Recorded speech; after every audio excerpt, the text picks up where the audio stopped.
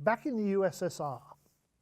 From 1996 to 1997, I served as a Fulbright scholar in journalism and mass communication in the Central Asian Republic of Kyrgyzstan. My first meeting with the Dean of the Journalism faculty at Kyrgyz State National University in Bishkek did not go well. I'd met Anisa Borobayeva in November 1995 while she was on a 6-week trip to the United States to visit journalism and communications schools. She said that if I was awarded a Fulbright, her university would be happy to host me. I was excited about the prospect of teaching and working with new colleagues, but I wanted to avoid the mistake many Westerners working in developing countries make, telling people what they need. I planned to listen and be sensitive. After a few minutes of polite conversation, I asked, through the interpreter, what I thought was the appropriate question. As Dean of the Journalism faculty, what do you think the main needs are? Anisa looked uncomfortable. I really don't know, she said. I was hoping you could tell us what we need. And so the conversation went. I asked about the curriculum, the qualifications of the teachers, the facilities and equipment. On almost every topic, Anisa said she would rely on my expert judgment. As I left her office, she told me how proud she was to have a Fulbright scholar on the faculty. The rector, Sovietbek Toktamushev, the university's chief academic and administrative officer, had sent her a letter of congratulations. Her star was rising. After independence in 1991, Kyrgyzstan needed all the help it could find in almost every sector, including higher education.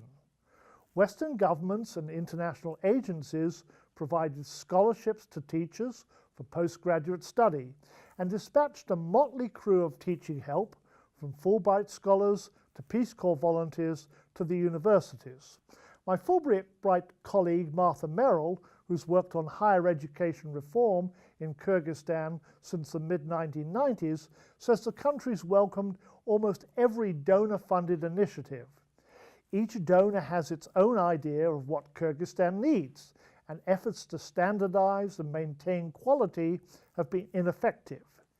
University education, she writes, includes, quote, 3-year bachelor's degrees, 4-year bachelor's degrees, 5-year diplomas, programs based on contact hours, programs using credit hours, some US style, some European, and universities teaching in Kyrgyz, Russian, English, and Turkish. The net result, as Martha puts it, is, quote, kasha, literally in Russian, porridge, with a little bit of this and a little bit of that added in, but in slang, a mess. In the 1990s, Kyrgyzstan more or less merited the, quote, island of democracy label that Western governments lavished on it. In contrast to the other Central Asian republics, where Moscow's rule had been replaced by a new authoritarian regime, Kyrgyzstan held elections that were generally considered fair and transparent. Its president, Askar Akayev, was a political outsider. He had worked as a physicist in the Soviet era, the only Central Asian leader who had not been a Soviet apparatchik. There appeared to be a balance of power between the executive and legislative branches. Politically, if not economically, Kyrgyzstan was making the right moves. Unfortunately, universities were still floating in an authoritarian Soviet sea. Rectors were political appointees, lording it over their fiefdoms like Soviet commissars, khans, or emirs.